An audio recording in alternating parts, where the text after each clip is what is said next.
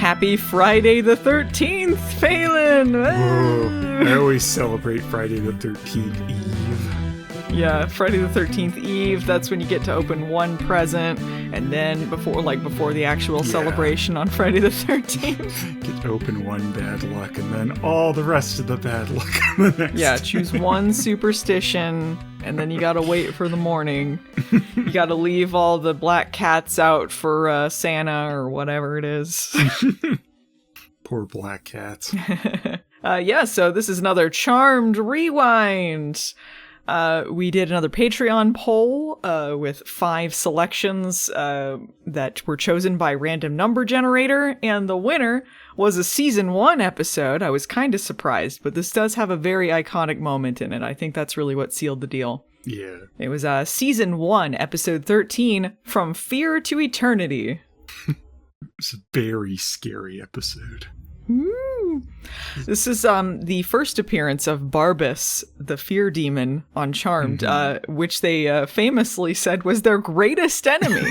This is the greatest enemy the Charmed ones ever had. Take note, folks, this episode, the beginning of an era.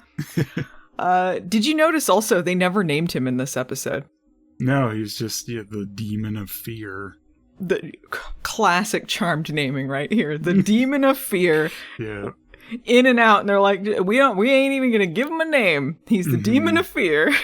a lot of very inconsistent things about him in this episode. Also, clearly some things they did not carry over to his subsequent appearances. Well, he never would have had another appearance if they stuck to the lore this episode set up. Yeah. This episode, according to this, he appears once every 1,300 years. A little less than 1,300 years before we see him again. Yeah. He appears another 6 times, I believe is the number I read. There was some trivia somewhere. This 1,300 years just really fly by, you know? Yeah. Well, when you're the demon of fear and you love your work, really, I mean. So anything else you want to go over before we jump into the episode, Phelan? No. All right. Too scared to wait. Woo! My greatest fear is waiting longer to start this. Oh my God. We've tried nothing and we're all out of ideas. So when we open, it is near midnight, and Prue and Phoebe are at Coven of Books. That is the name of the store. This Coven of bookstore Books. is ridiculous because they immediately set up that apparently this bookstore regularly closes at 1 a.m., but not tonight. Tonight she wants to close it early because it's Friday the 13th Eve. So she wants to get it closed before Friday the 13th actually hits. Like, what bookstore stays open till 1 a.m.? Yeah, a lot of people have 1 a.m. book runs in this neighborhood, or what a weird time. Maybe because it's like also run by a Wiccan. Maybe they have like lots of Wicca meetings or something around this time, late night meetings in the bookshop. Yeah. It's like the Buffy magic shop, you know, like they have other stuff going on, not just books. Yeah, they usually just have their meetings at that, and then they're like, what, a customer? Yeah. Excuse you? It says you're open till 1. Oh, yeah. Why did we advertise that? I forgot we ran a business here. So yes, it is Thursday the 12th. Thursday the 12th! Ah. Prue and Phoebe are there browsing the shopkeep, whose name is Tangela. Tangela. She tells them to get the hell out. Like, she's like, look, I know normally I'm open till 1 a.m., but it's the eve of Friday the 13th. Don't you realize it's fucking Thursday the 12th? We gotta close up before midnight. There's some trouble a-brewing. Yeah, apparently this is a big deal, too, so it's like, why she didn't have, like, you know, these hours on the front of the store, like, we're closing early, like, get them the hell out before it's this close to midnight. I don't know. Yeah, like, get a broom, shoo them out at this point if this is this important to you, lady, but, you know, because it's Phoebe who's shopping, she's taking her time. Oh, yeah. Anyone who's worked retail knows customers like this, right? Like, they act like it's your fault that you're, like, trying to tell them to leave before you close. Like, they're like, excuse me. Any kind of store policy is your fault if you have to tell a customer. It's like, yeah, you know, I own the store. I did note Phoebe is dressed like a normal person. She's in like a turtleneck and a leather jacket. Looks perfectly nice. Yeah. No, there's a lot of like Phoebe in this. It's like, oh wow, she's more like a full human being, Yeah, not the monster she became. Yeah. There's not visceral disgust every time she's on screen. Weird. Yeah, she's looking for a good luck charm. Because she has a job interview the next day. Prue is giving her no good input. She's like, what do you think of this charm? She's like, I don't know, the same as any other charm. What about this one? Whatever. Just pick a charm. Let's get out of here. Charmed, I'm sure. She thinks this will help her with her job interview. We also learn later they are shopping for knickknacks for Piper because there's a superstition-themed fundraiser happening at Quake, apparently. Yeah, you know how those happen. I always love going to the superstition fundraisers at my restaurants. You going to the superstition fundraiser at Quake today? Yeah. For Friday the 13th. It's great. You know, they got a bunch of ladders over entranceways and stuff, I guess. That's real spooky. They made no money. No one went to this event. So they get to the register to check out. Cheapy Phoebe's like, can you spot me, Prue? For this good luck charm? I'll pay you back. You know, she ain't paying her back. No. You got this one, Prue. I'm a little light again. By the way, you're paying my rent too, right? Yeah. Oh my goodness. So, as they're checking out, the shopkeep is like, hey, you get a discount if you sign up for a mailing list. You're like, cool. You would think it'd be like an email? No, it's literally just like a big, like, sheet, a sign-up sheet for this mailing list that everyone scrawls in. That's the most convenient way for witches. Yeah. Yeah, she immediately clocks that they're witches, despite them not saying it. She's like, hey, we got this Wicca gathering happening, if you want to come for the equinox or something or other. And they're like, how'd you know there were witches? And she's like, I don't know, I guess I just assumed. And they're paying up, and then Phoebe's like, do you think she knows? Yeah, they stand there looking dumbfounded. Like, oh, how could a witch ever sense other witches? Like, these are the charmed ones. They're supposed to be so good, but this bookstore owner's better than them at this. Maybe you gotta assume someone who is in a coven shop at midnight probably isn't into witchy stuff. Yeah. Probably something going on. Not a lot of other normal people hanging out at bookshops with buying lucky charms in the middle of the night. Like, and why they think the woman running this shop is not magical too and might have, I don't know, used magic to detect that they are witches as well. It's real easy to follow this trail. Not a lot of interest in following up on this, though. They're like, oh, that was weird. Anyway, we're going to head out here. And she's like, come on. Gotta close up. Yeah, she still acts like there's time, even though the clock is now chiming midnight as she's still ringing them up. Yeah, it's chiming midnight. It chimes 13. And she explains, she's like, well, every 1300 years, there's a convergence of negative energy on Friday the 13th. Hear that clock chiming? That's 13. That's the negative energy. So we got to get closed up because closing before midnight is somehow going to protect me from this negative energy. Yeah. And they're like, all right, geez, whatever. And this is apparently, the really important Friday the 13th. Like, she apparently always closed early on Friday the 13th Eve anyway, but this one she got lax on it, even though it's the special 1300th one. Yeah. The 1300 years, she really bungled it at the end there. Yeah. Fumbled the football right in the last play. This is the end of all my faults! So Prue and Phoebe are like, yeah, what a weirdo. So they drive off, and out of the exhaust yes, appears Barbus, the demon of fear. I love that he appears out of exhaust smoke, and like he's sniffing as he appears too. Like, oh, why did I just appear? Yeah, I thought maybe this was just special, like, you know, fear demon smoke or whatever. But then, like, he appears and he's like this ominous sniffing, like, like, excuse me, did I just appear in car exhaust? Yeah, well, I mean, it's like Prue and Phoebe's car exhaust. Yeah, it's all pink though. It's weird car exhaust. Well, it like turns pink as he's appearing in it. Oh, he made it pink with this fear demon stink or whatever. And he's like, I sense a witch who didn't close her shop quite in time.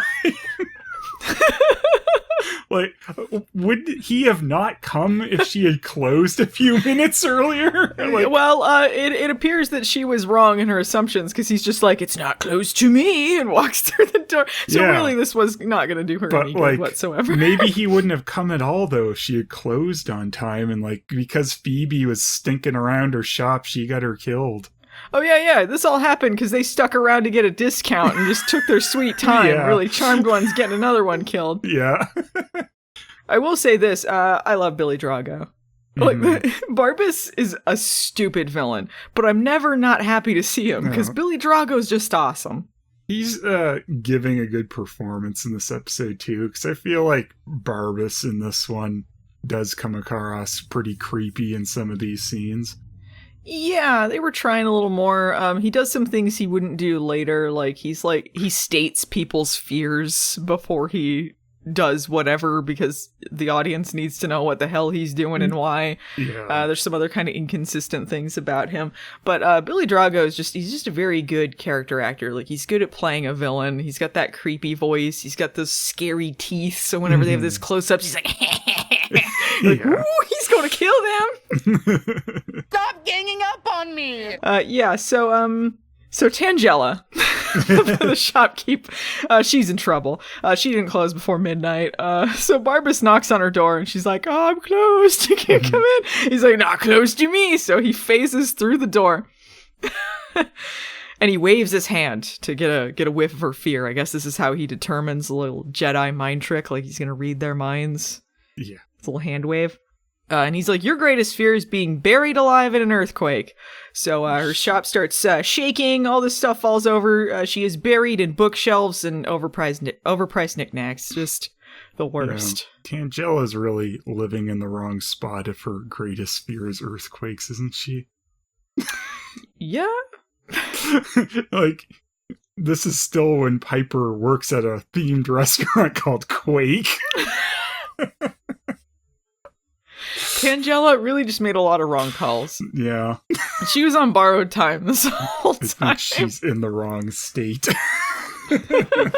Also, when she dies, she's not really killed by this earthquake anyway. She's actually killed by the fear, as they later determine. Yeah, she has a heart attack. And then she has seen shit that'll turn you white. Yeah. Her hair is suddenly a crappy white wig. Yes. Like, really bad wig. Uh-huh. This is something that is not done later, that the fear demon makes people's hair white because he scared them so much. Mm-hmm. So Barbus is like, job well done, me. So he walks over to the mailing list to look for some more victims, some more witches, and he waves his hand over it, and some of the names disappear. Yeah, I guess just the witches. I guess his hand knows which ones to go after. Yeah, the ones left behind were a bunch of posers. Yeah.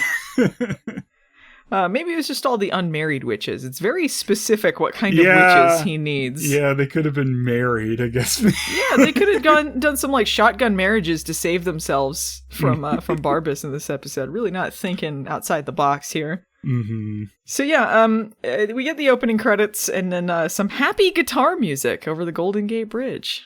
Yeah. Really, it sounds a lot like a sitcom opener, especially once they get to the Charmed house as expecting, like, Charmed is filmed before a live studio audience. It is very chipper. Also get some kind of ambitious camera shots, I think, because later I feel like they did less of that stuff. But they're just sort of panning as Piper is walking with this a shoebox full of charms and stuff while the music plays. You get kind of a good view of the house in season 1, which it does look a little different. I feel like the layout is different than they had later. Yeah, a lot more greenery, I feel, too, in the house at this point. I do feel like they had a lot of greenery later, too, but maybe. I don't know. Could have been. I was just noticing a lot in this episode, anyway. The shoebox full of knickknacks is, I guess, a bunch of the stuff that they bought for her at the bookshop. And Phoebe shows up in her interview outfit, just like this Ally McBeal suit with no shirt under the jacket. So just like this low-cut cleavage. The no shirt under the jacket is the weirdest thing about it. Like, if she had a otherwise it shirt, looks like serviceable. yeah, it would be okay if it was just she had a shirt under her jacket, but the no shirt just makes it look like she's out to seduce someone. Yeah, she's like, I'm gonna seduce the interviewer, I guess. Apparently this was a suit also that she borrowed from Prue and just never gave back. Real mooch. Oh, wow. Classic Phoebe. I feel like if it really belonged to Prue, it would be just all knitwear. It's a complete knitwear suit. So Phoebe is commenting to Piper how isn't it weird that Prue never says I love you? Whenever you say I love you to her, she's always like, oh yeah, me too. You too, bud. Piper, it's real weird. We commented on this last time. This is actually the episode right after the last season one that we covered, the Wendigo. It was all about Piper. Piper's just super quiet and kind of meek in this episode. Like totally different than Piper later. Yeah, she's much nicer, I guess. She's more of a human being as well, like Phoebe. She hasn't become the baby-obsessed murdering monster she becomes later. Yeah, she's not really a part of the main events of this episode. She's got her own little subplot about how she's super superstitious. Yeah, and I'll take like superstition-obsessed Piper way more over baby Piper. Absolutely.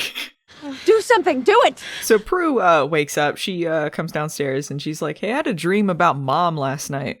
I was a little kid, and she was holding my hand, and she was taking me somewhere, and I felt super safe. Audience, keep track! Foreshadowing! Boop, boop, boop, boop, boop, boop. She yawns, and then Piper covers her mouth. And she's like, you gotta cover your mouth when you yawn, or you might let the devil in, especially on Friday the 13th.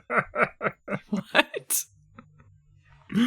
Feels like Piper was also weirdly religious in season 1. They had that other episode also where it was like she was afraid of going into the church after she found out she was a witch. Yeah, and she was also looking at a charm in this one too that had like a hand on a cross, right? Yeah, I was wondering about that one. I guess it was something that they bought for her there, but yeah, this is something that Piper would not do later. She'd be like, Yeah, let hell try and take me. I'm just gonna beam over to hell and have Leo babysit in there. she fears no one by the end. No. Character growth? Yeah. She's become the evil she once feared. Yeah. Fuck off. Hey, let's see hell try and hold me in. Piper Razor. I have such sights to show you. Ha! No. Pinhead's greatest quote, no. No. Yeah. So Prue's like, hey, are those the charms that we bought you? Because apparently she forgot since last night. What? She's like, what is that you got? Oh yeah, we bought those for you last night at 1 a.m. or midnight. We're getting a witch killed. Yeah. Keeping our track record at that good old goose egg. So Piper is like, yeah, I'm having that superstition-themed fundraiser at the restaurant. I need all the help I can get. I want these good luck charms to keep me safe. And Prue's like, superstitions are stupid. You just think it's real because you met Jeremy on Friday the 13th, referencing Jeremy again from the pilot. Super important Jeremy. It's funny, they dropped that. Yeah, destroyer of worlds. They killed with a bunch of rose thorns. Oh, my mistake. Phoebe's like, well, I believe in some superstitions, like this good luck charm's gonna keep me, gonna help me with this interview. So I gotta go to that real estate agency and do that, and everything's gonna be good. So she heads toward the door. Maybe Tangela should have kept some of those for herself. Yeah. If those good luck charms are worth a damn. She sold all of them to them, and that's what screwed her in the end. She made all the wrong decisions. Stupid Tangela. As Phoebe's heading out, she opens the door and Andy happens to be there. Like he's got his hand up like he was ready to knock, like, oh, hey. And they're like, yeah, you here to see Prue? And he's like, yep. And she's like, well, what's the bad news? He's like, well, we've had 3 suspicious deaths since last night. Credit card records show that you were at the bookstore just before this lady died. So what happened? And he tells her all the gruesome details. He's like, oh yeah, she was real fucked up. Here's all the things that happened to her. Blood and shit everywhere.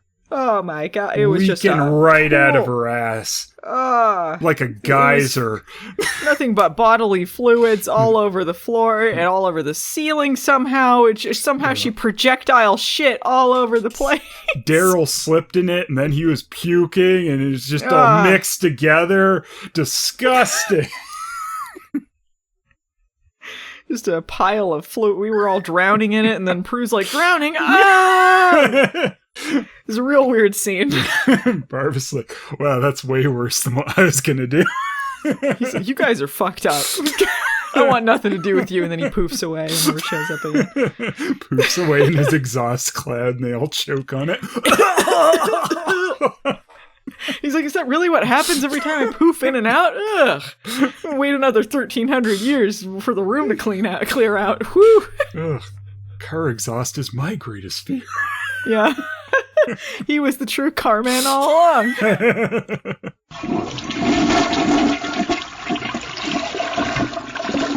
So Andy's like, why were you at the bookstore at midnight? And I'm like, yeah, me too. I want to know why they were at the bookstore at midnight. She's like, it was a last minute thing, okay? They were looking for the all-night bookstores and just luckily found this one. Yeah, like, when did Phoebe get this interview? Like, was it that late she knew she's getting it, or she just dinked around the entire day? It's like, oh yeah, Prue, you need to take me out and get a good luck charm. Yeah, I heard about this coven of books here has some good luck charms, and it's open till at 1 a.m. Good, because that's that or Taco Bell. I don't think they got what we need. So yeah, he's like, these deaths seem to be tied into the occult, so you ought to be careful. Prue's like, yeah, I'll do that. So she goes upstairs to the Book of Shadows to look up Friday the 13th. There's a whole section on it. And right in that section, there's a page on the Demon of Fear. Says nothing useful about the Demon of Fear. No. Not even his name or nothing. But it just says every 1,300 years on Friday the 13th, he shows up. It's kind of weird there's a section in the book about him because this book is not 1,300 years old, but there is an explanation for that in this episode, because it appears that Ghost Mom is writing this entry for them as they go along. He's stupid. And like, there's not even a picture of him. Like, I feel like a bunch of these demons documented that they look at later are probably older than the book.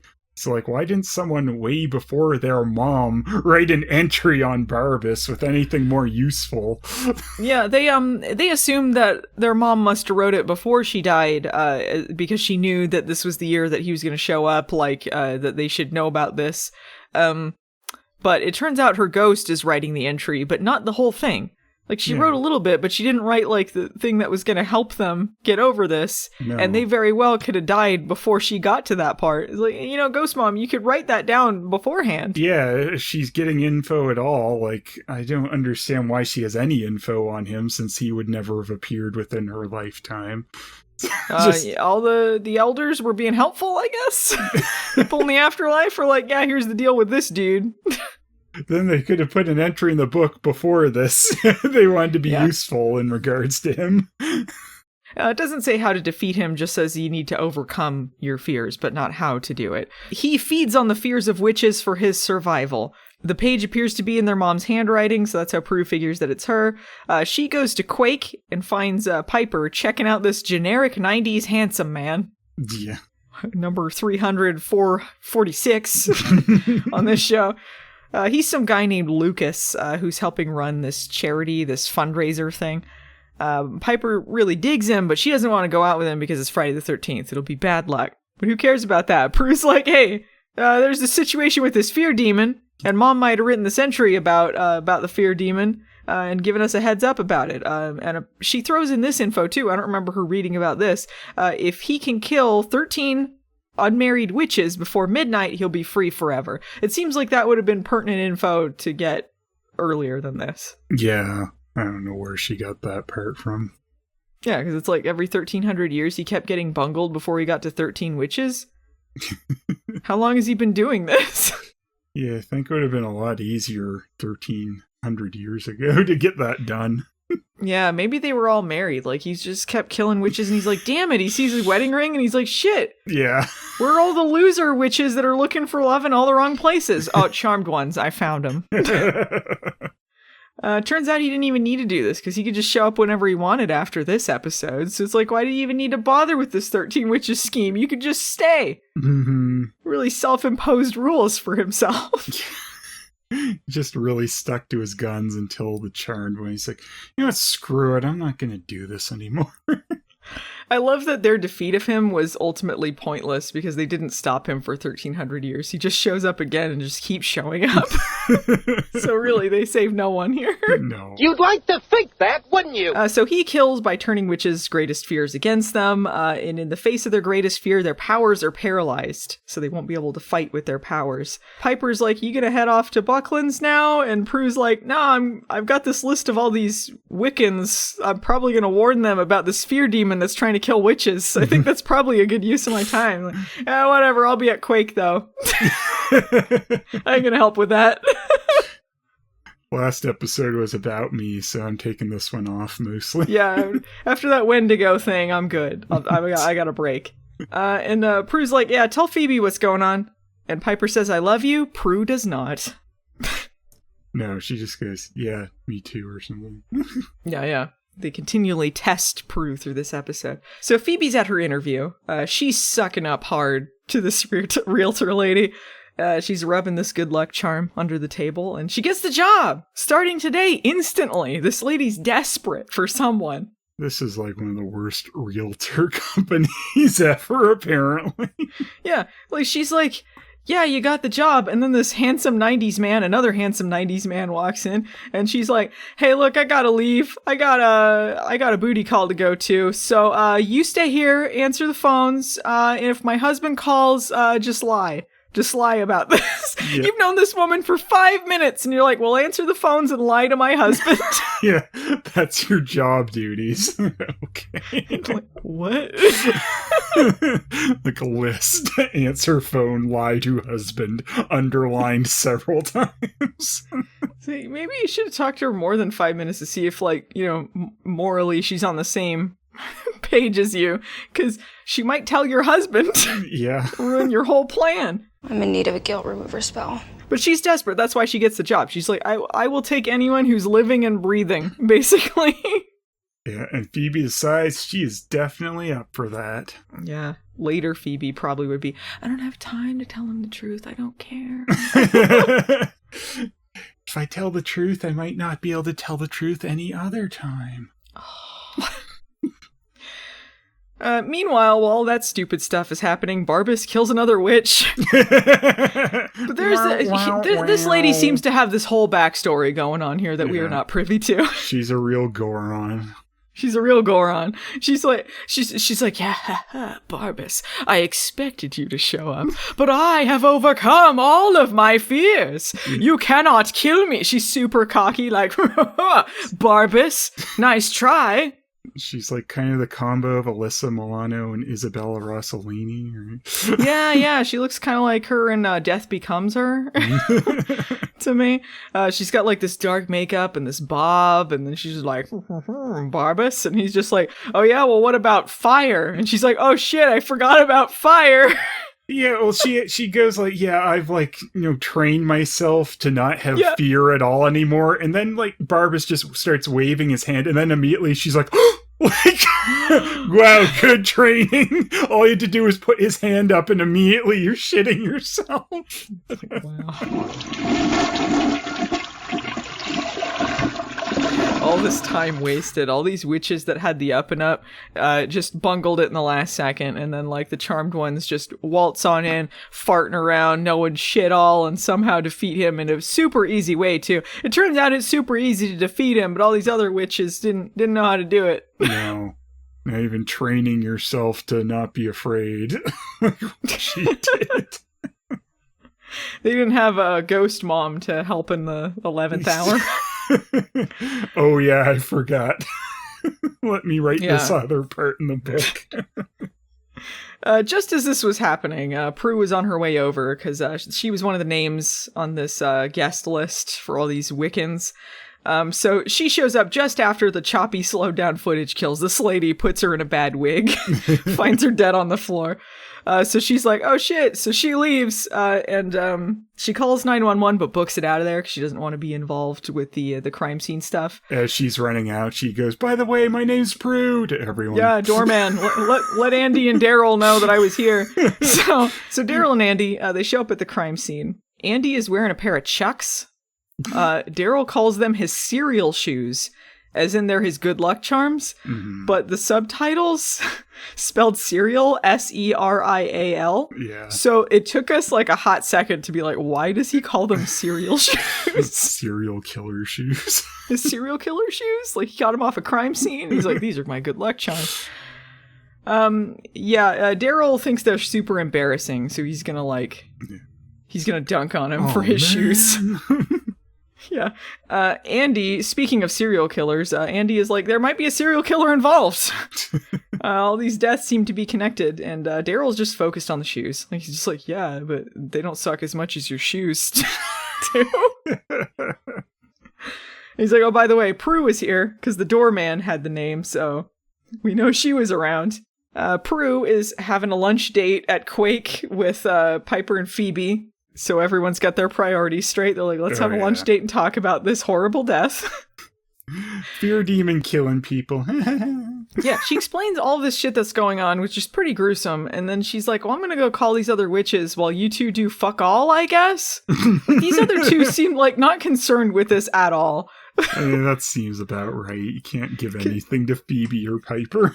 Yeah, during this conversation, she's like, oh yeah, this woman was murdered horribly, her hair was all white, and she was in a circle of fire, and it was so gruesome, and Phoebe's like, oh, look, a ladybug! Yeah.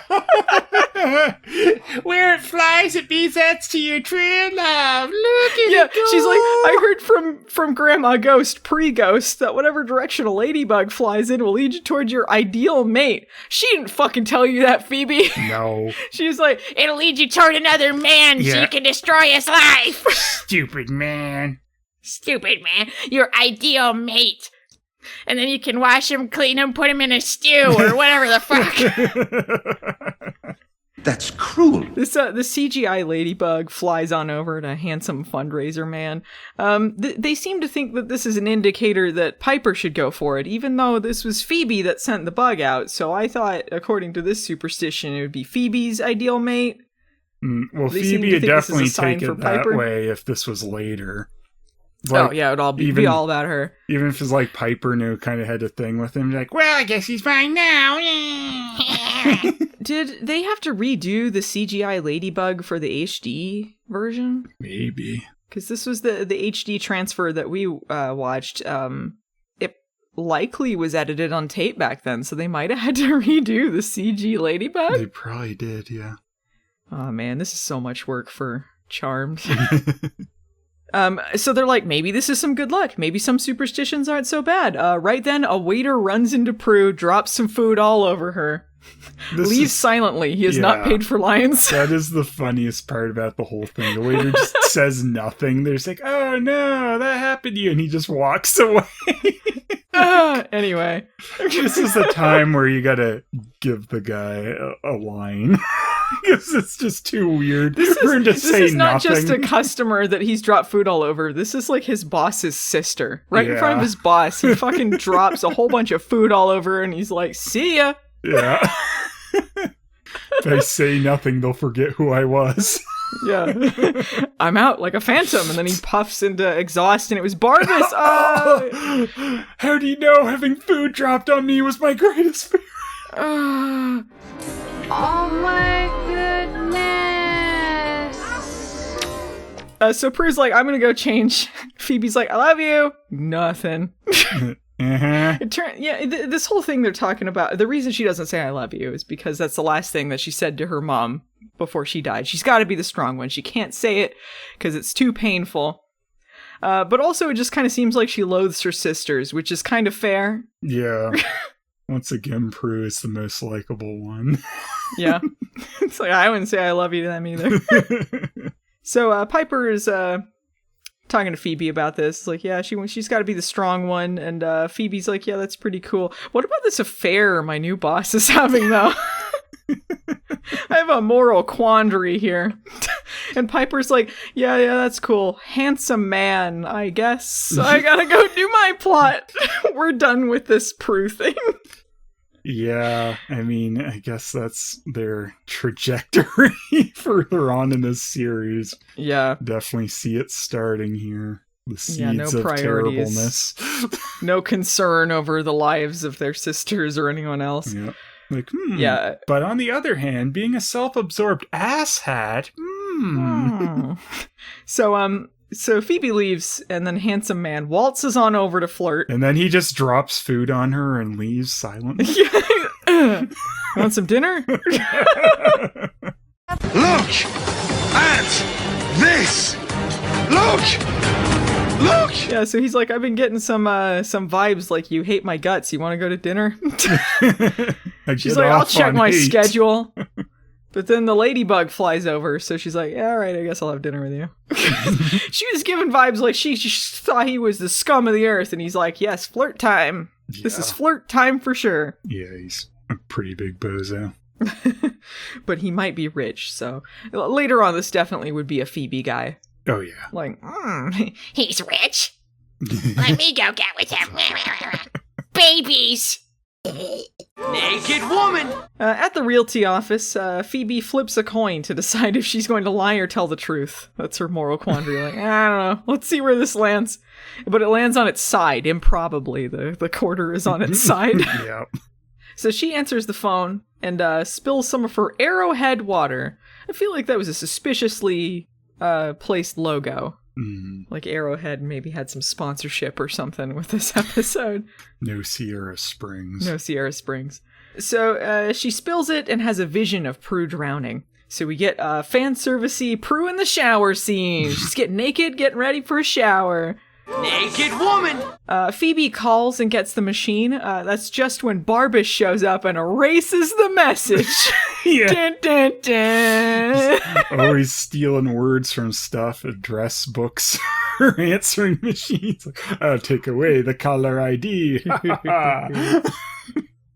There's a reason Prue is afraid of water. That's how their mom died. She died in water fighting this like water demon. There's a whole big backstory there. But basically, their mom died in water, so she thinks she's going to share her same fate. I thought this was actually a pretty scary scene. He shows up, she's in the shower naked, vulnerable. There's Billy Drago standing outside the shower. Yeah, it's quite creepy. Yeah, seals her in, and then like the water's filling up. I feel like this is much more effective than later on when he's just like a floating head around Leo, like. Yeah. Like he has a line like, "You've made this too easy for me." Yeah, he's like, "Oh, thanks for making it easy. You're already in the shower, so yeah, win-win." And she does have one of those little shower tubes, so she's nicely sealed in. Did make it extra easy for him to drown her. Mm-hmm. Yeah, so it's filling up with water. She tries to use her zoom in on her face powers on him, but her fear has frozen them. She just as smelled Barbus something explains. Stinky face. Yeah, she makes the face and it zooms in and it does nothing. And then Barbus says, "Your fear has frozen your powers. Remember, audience? That's how this works." Forget it! I'm not doing it! This episode was badly written! But lucky for her, Andy and Daryl show up at the house and interrupt this, and I guess, I don't know, Barbus doesn't want to go back to prison? He's like, next time. I'll catch you later. Like, why doesn't he just finish this? Yeah. Lock them out of the room. He has, like, seemingly unlimited powers. Seems like he can do anything with them. I don't know why he would be stopped by those two. He can, I mean, can he only attack one person at a time? Like, what if he just attacked them with their fears, so they were held up while he was drowning Prue? You would think he could do something like that. He could be, like, a really effective villain. They could have done a lot of really creepy stuff with this, but he's just like, oh, well, I'll come back later. Yeah. Did not really make a lot of sense. Yeah, he disappears, and then the water disappears also, except for, like, a little bit. There's still some in the bottom of the shower. Yeah, it makes no sense how this works. It's like, yeah, because the thing was, like, filled up almost to the top at one point with water. And then when Daryl and... What's his name? Andy, Daryl and Andy burst in. It's just like at her feet, even though that's still higher than the water would have been, obviously. So it's like, why did some of the water disappear, but not all of it? And also Prue grabs a towel that was inside the shower tube with her, which is dry somehow. The dry inside the shower towel. This is not even the first show we've watched that's done this. Mm-hmm. In TV land, this is something that happens. You keep your towel in the shower with you and it's dry? Yeah. Like, who does this? Stupid. But she also had some waterproof makeup on. She's like perfectly done makeup that Yeah. stayed on through this whole thing. And they're like, yo, what was that all about? And she goes, I got soap in my eyes. Yeah, they bust in because they heard her screaming. And then they're like, why were you screaming? And she's like, I had soap in my eyes. That's what happened. I don't know why she didn't at least say, like, someone had broken. So, like, that would also at least, get them off the trail a little bit, that, like, we think you're the murderer because you visited the last two witches who died. Yeah, I guess, I don't know, maybe she just doesn't want them involved with the fear demon stuff. Maybe that's why she's not saying anything. Yeah, but just saying some guy broke in isn't really going to get them any more on or off the trail than they currently are, because they're currently trying to track who's killing these people. Right, yeah, I don't know. I'm in danger. They do think that it's suspicious that she was at the scene of two of these deaths. Daryl especially, very suspicious of the charmed ones. This is when he's not friends with them yet. No, unlike later, good buddies where they can murder him even when he says no. He's less bullied around and has more of a personality. It's still weird to me. Season 1 Daryl is like less flat than later Daryl. Yeah, because he does work off Andy pretty decently, and you see them doing actual police work and stuff. It's like, oh yeah, this is like kind of more professional here. Unlike later when it's just like a crime scene, Daryl's there, and he's like, girls, come on in. Yeah, he did have someone to bounce off of. I think that is a key difference, that he has someone to work with other than the charmed ones who seem disgusted by his very presence. Yeah, I think that really helped. He really lost something when he lost Andy. Yeah. He was the one who was hurt the most. Yeah, they don't really think about how Daryl was affected by this. Andy is like, well, Prue, what would you think if you were in my shoes? And she's like, these shoes are ugly. I wouldn't want to be in your shoes. Lots of dunks on Andy's shoes. Daryl's like, told you. Told you. And Andy's like, I hope you die, Daryl. He's like, well, I will, but not before you. Ladies first. Phoebe shows up, so I guess interview done. Also, timely, Phoebe. You really saved your sister from this death that you foresaw. She would have showed up, just found her floating in the shower dead if they hadn't shown up first. She probably stopped at a store. It's like, I need to get a few charms before I go. Yeah, hang on. The Vision, I think I have some time. Yeah. There's plenty of room in that shower. I think she's good for a few more minutes. Prue has a towel on her hair because she's still drying off from the shower. She takes it off and she's got a white streak in it. She's turning into Rogue. Oh my god. She's like Nancy in Nightmare on Elm Street. Yeah. She got the streak in her hair because she was so scared, or Ash at the end of Evil Dead 2. Yeah. Equally consistent too, because it just disappears next time we see her. So Yes. guess it's not a permanent thing. She smells a fragrance in the air that their mom used to wear. And Phoebe's like, yeah, sure, crazy. All I smell is car exhaust. So she looks in the Book of Shadows, Phoebe does, and it says to let go of their fears, they have to use the greatest of all powers, but doesn't say what it is. And Prue's like, well, that wasn't in the book before. It didn't say this stuff about you gotta use the greatest of all powers. This is something that Ghost Mom has added later, but not finished, which would have been extremely helpful for later in the episode. It would have been helpful before getting trapped in the shower tube, too. Like, thanks a lot, Ghost Mom. You want to give us the info before I almost die? Ghost Mom and Ghost Grandma in Season 1 are very confusing, because when you think of later on when they could just appear at random whatever, why wouldn't they just show up and be like, hey, here's the deal. Yeah. Here's what's going on with this fear demon. Though they haven't cast their mom yet. No. It's a weird, different lady. in this episode. Which is one they try to mostly keep the face obscured because clearly this is just like placeholder stuff. So it's like, we don't have a solid, main casting for this character yet, so they could be anyone right now. Yeah. Dubbed over by some other voice. Like, who's this? Yeah. Prue is like, I can feel Mom's presence. There's something about Mom here. I think like Mom is around trying to help us out. And Phoebe's like, yeah, all right, crazy, go to Buckland's. If you're not alone, then the fear demon's not going to get you. And she's like, yeah, this sounds like a good plan. But before she goes, Phoebe confronts Prue on the I love you thing. And that's when she reveals that it was the last thing that she said to her mom before she died. And Phoebe's empathetic about it. Gives her a hug and everything. That's how you know this like is season 1. It's like Phoebe cares about others. Wow. Yeah. This was a nice moment. They had some nice character stuff going on at times. There's times where you're like, I feel for these characters. I want to know what's going on. Even if silly things are happening. It's like, yeah. I want to see. I care if they live or die. Yeah, they're not that terrible wasn't so yet. Later. It's so nice. It's nice when they care about each other. Right. You must be kidding, aren't you? So Piper is at Quake, avoiding Handsome Man. Because ever since she agreed to have that dinner with him, she's had bad luck. She picks something up and then tears her dress accidentally. There's people are crossing in front of her, all sorts of stuff. So she picks up one of the charms and just starts like casting a spell in the middle of the kitchen. Yeah. With everyone around.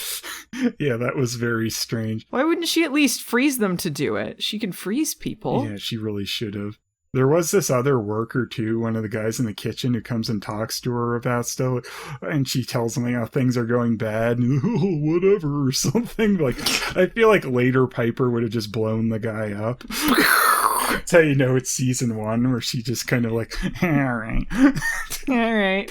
Then she after she casts her little spell, she accidentally, apparently, sticks her hand in the boiling water. It's like, ouch, that hurts. It's like, wow. Like, that's not bad luck. That's just on you. You want to be a chef, right? Yeah, you don't know. Don't stick your finger in boiling water. I think you better learn what boiling water means if you're going to be a chef, somehow, Piper. I want to know how she pulled this off. Her boiling water set off the fire alarm? How did she... how is she not able to boil water without setting the fire alarm That was off? from her sage thing she was burning. Oh, I see. Okay. My bad.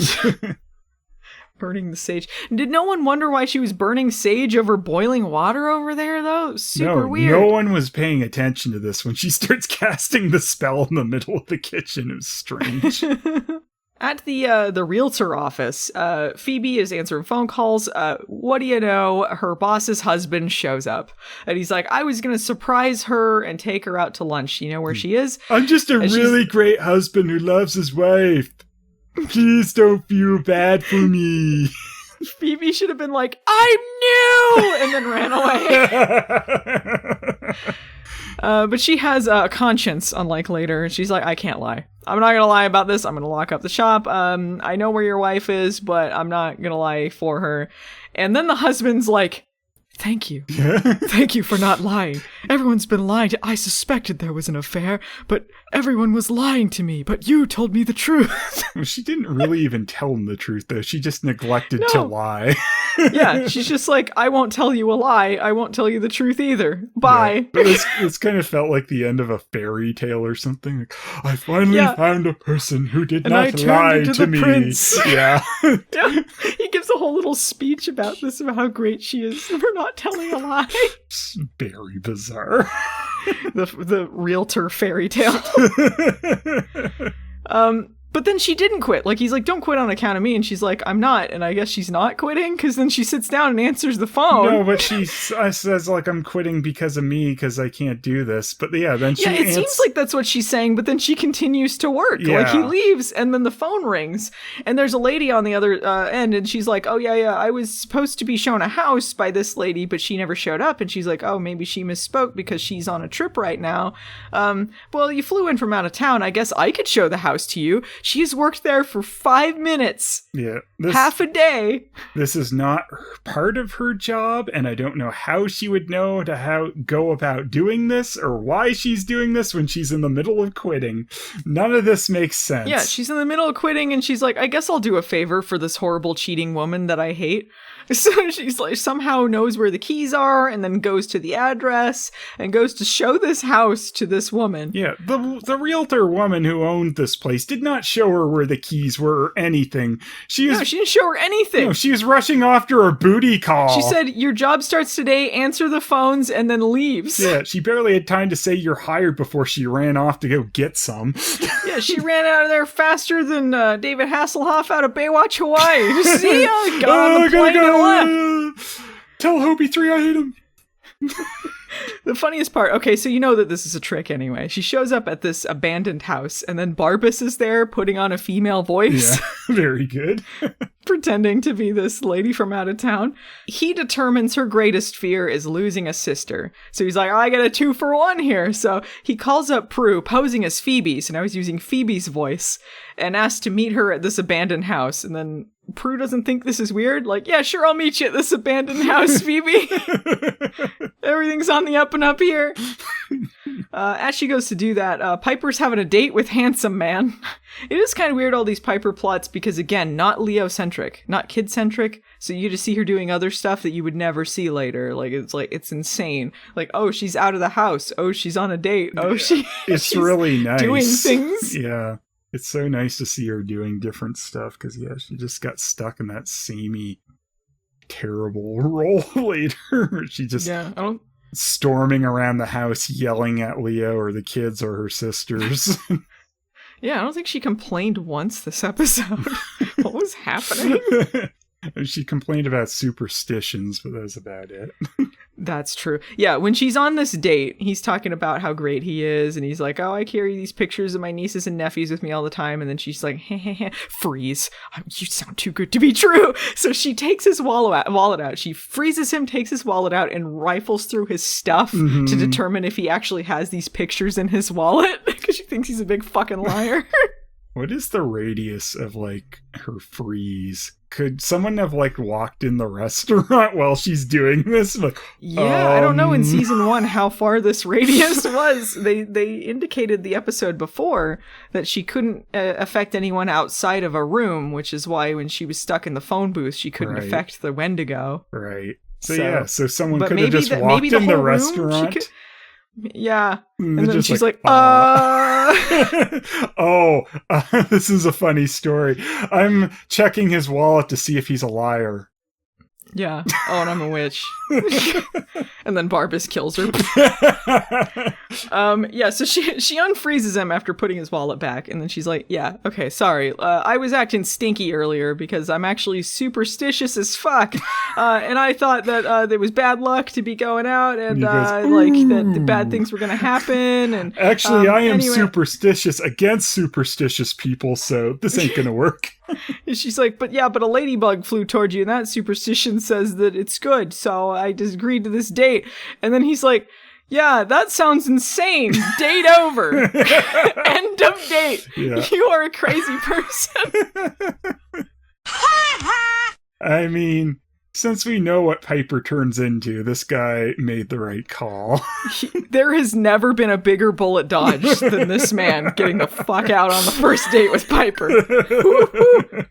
He would have been dead very soon. Oh yeah, you've been a blood smear on the wall. She washes her face every day with... He would have gone the way of neighbor Dan. His body was never found. Yes. How many dates did Piper just blow up and then she just, uses them as a face mask when she goes to bed? Countess Halliwell bathing in the blood of all the virgins she's taken on dates. Yeah, so Prue goes to the abandoned house, finds Barbus there with Phoebe tied up. Barbus just chucks her in the pool. Oh yeah, get in there. He did all the other times all the other times he used his power in like a little hand wave where he kind of stood there and did like his thing. But here he's just like, shove, shoves her in a pool. I mean, she is right beside it, so might as well. Yeah, boink. He's like, convenient. So she falls in the pool, and she has like a moment there, like a near-death experience where she's drowning, and then Ghost Mom shows up, and it's like some other lady with her kind of face kind of obscured in a light with a big flowy outfit, speaking to her and saying, "Oh, I bring you love." Piper shows up. She's bringing love. Get her. They just repeated that with Piper later in the mermaid episode. You remember that? She was drowning and then Ghost Mom showed up and saved her. Yeah. They just did the same thing later, but not as good. Mm-hmm. That's classic Charmed for you. Yeah. So yeah, she reveals that the greatest of all powers was love. Again, Mom, you could have written that before she was dying and saved her some time. The dream was slightly prophetic. Phoebe ain't so special anymore. The dream about her mom carrying her was what happened. Some flute music plays to let you know this is a touching moment. Mm-hmm. Phoebe comes out of the water with a flute. Yeah, she was playing Phoebe. it through her tape on her mouth. Prue. I said Phoebe. Yeah, Prue comes out with the flute, and that'll get rid of Barbus. That would have been more exciting than what happens. So she gets out of the water, and she uses her like zoom in powers. Like she's like, "It's over!" Flings him away. And then the greatest scene ever from Charmed. In ADR, Prue says, "I'm not afraid of you anymore." And then Barbas, "No!" explodes into a red bad effect. I'm not afraid anymore.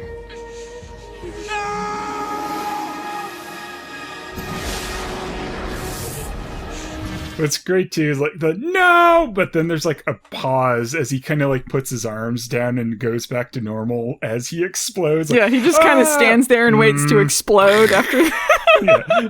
Take a beat and then boom. 1,300 years. That's all you had to do to get rid of the fucking fear demon was just be like, "I'm not afraid of you anymore." Yeah. No!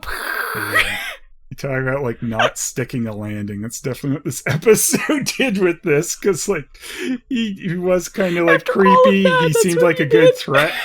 You know, like a lot better than a lot of Charm's villains. Like this guy seems like he could get you, and then you defeat him with that. Like, Yeah, not even on screen her saying that. They clearly dubbed that in later because they're like, this is kind of abrupt. They were trying to fix it a little bit in post. "I'm not afraid of you anymore. Audience, that's what's happened." No. Did not fix the abruptness. Still very bad. Yeah, they could have had her maybe like go over to Phoebe and like hold her hand and be like, "I'm not afraid anymore," and like you can overcome your fear too, and like both of them kind of like, you know, Barbus is trying to get them with their fears, and then he slowly cracks and then shatters, or you know, something that was like a little build up rather than that. Mm-hmm. That was the most hilarious way to do it. So bad. He's dead forever, except for the next 5 times he shows up. Personally, I liked the one where they went to the mirror universe and he was like the demon of love or whatever. Yeah, He's the good guy very demon. Good. Yeah. But now that Prue's learned this trick, she goes back home to Piper and she goes, "I love you."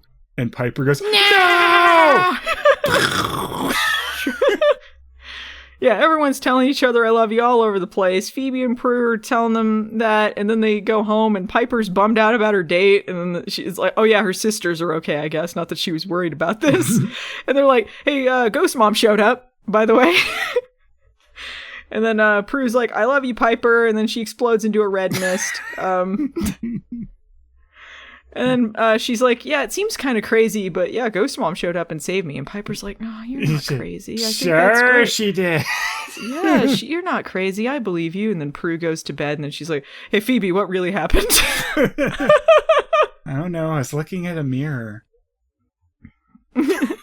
I didn't have time to find out what happened. I also saw my reflection in the water in the pool, and I was like, "Oh, look at that beautiful woman drowning. Oh, my sister is actually drowning over there, but look at me." It's like that old what is it, a Greek legend where it's like you're looking in the pool at your own reflection and then go in and drown. Yeah. So focused on themselves, which mythology that is. That's Phoebe. Yes, it's the Phoebe mythology. Yeah.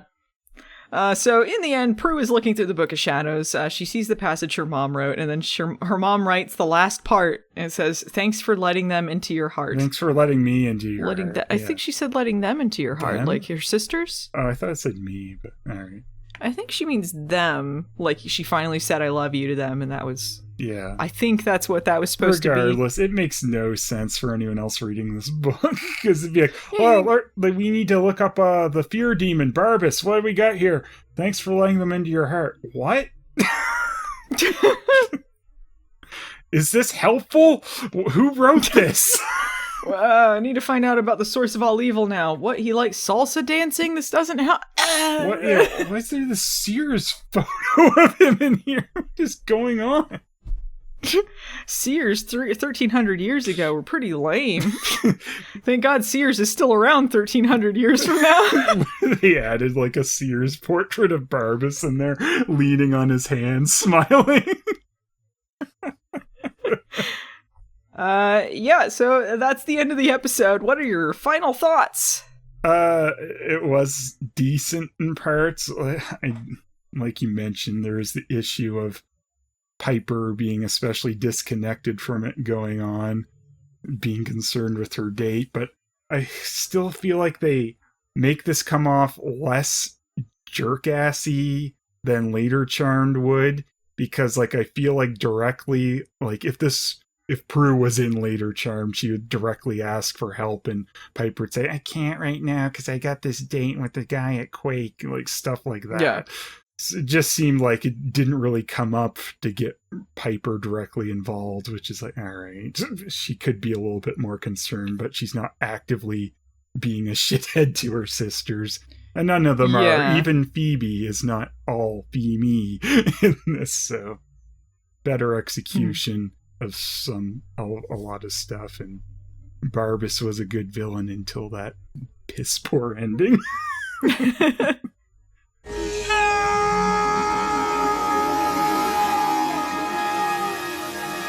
What were your thoughts? Yeah, I think like I wish that it felt like the other sisters cared a little more when Prue was like, I'm going to call these other Wiccans and let them know what's up. Like maybe they could have been a little more proactive instead of giving them their own little subplots that are kind of silly. Yeah. Like they could have all been involved in this story a little bit closer. But overall, yeah, the characterization is a lot better, and it doesn't come off selfish and jerk-assy, because a lot of the time it seems like they are trying to do their normal life and the witch stuff, but not when there's a pressing issue happening. Mm-hmm. If Piper knew that they were in danger, she wouldn't be on that date at Quake, versus like later when they'd be like, yeah, someone's being targeted and they could die any moment. Well, you take care of that. I'm going to head off to the date now and not deal with this.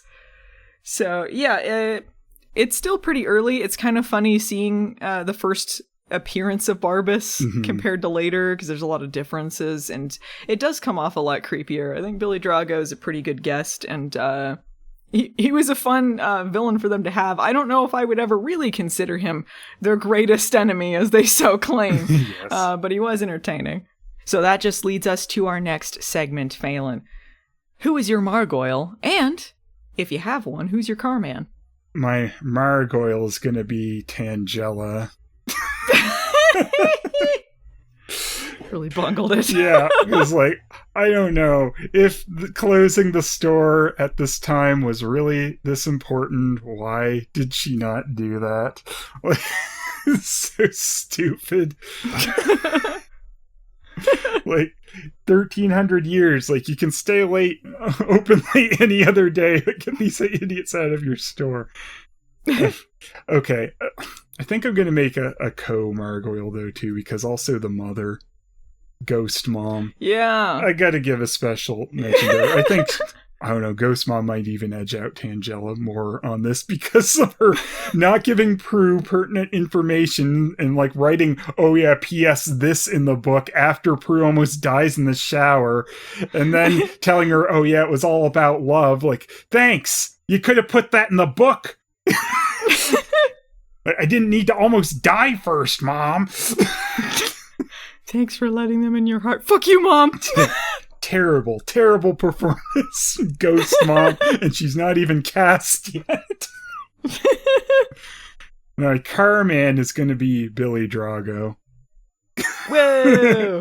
So I think his performance is really good, and I mean, he literally appears out of car exhaust. That's true. It can't not be a car man, right? He's elevating this. He makes Barbus come off creepier than I think he would have been, especially if they cast like one of those bad theater dads or whoever they'd get for random demons half the time. Yeah, he wasn't just a guy in a black robe. Yeah. I'm Margoyle. Classic fucking Margoyle. It's his quote, I'm Margoyle. I'm Margoyle. That's what you put that on a shirt. I'm Margoyle. But it's one of those like misquotes where you put like someone else's face on it, like I'm Margoyle, and it's like Patrick Stewart on there. And that's how you really piss off the fans of Margoyle. Like, oh, he never said that. Allison, who was your Margoyle in Carman? Well, I gotta pick the second witch that was killed, that got set on fire, cause she had all this time to prepare. She was so cocky. She thought she was the main character. Like, she's like, ha ha ha, I have overcome all of my fears. Yeah. Nice try, Barbus. Only to realize she's one of the idiots that dies like before the cold opening. Like anyone on X-Files, like, wait, Mulder and Scully are still alive. I think I'm gonna be okay. No, you're actually the kill. You're not the main character in this situation. Sorry, lady. And then she dies and gets a stupid wig put on her. Yeah. An end to a legacy no one will ever know. Yeah, she scares so easily for someone who overcame all her fear. She really, she could have used a few more anti-fear sessions. Did not work out for her like she intended. No. Wasted her life. Yeah, it's like a comic book guy. You know, oh, I've wasted my life. Yeah. She dies. You know what? I didn't really know on Carman, but I think you made a compelling case. I feel like if Billy Drago appeared out of car exhaust, exactly, and we enjoyed his performance, he's got to be the Carman. Yeah. I feel like his ending does undercut the Carman a little bit. It does. But maybe that's the most Carman of all, because he went out like a bitch. And that's kind of very Carman. Yeah. I mean, I'm giving it more to Billy Drago, I guess, than Barbus. For his Billy Drago, the actor, is the Carman. Yeah. I mean, that's fair. Deserved. Yeah. All right, I think that's it. Any other notes, Phelan? No. All right.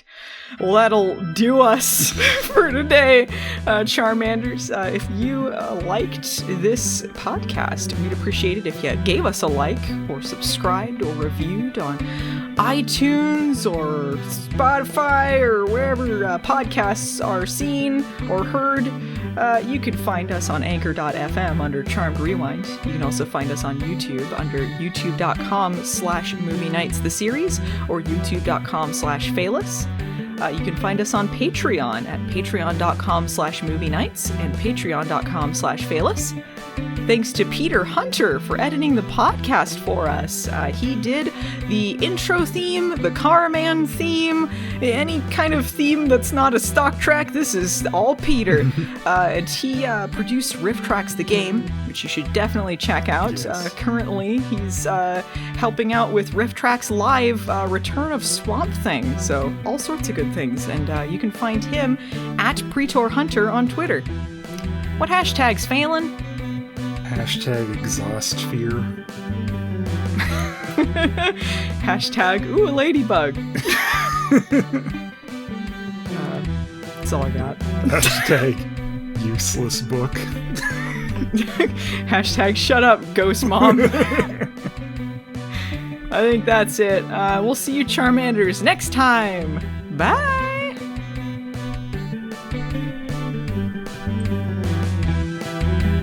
Thank you.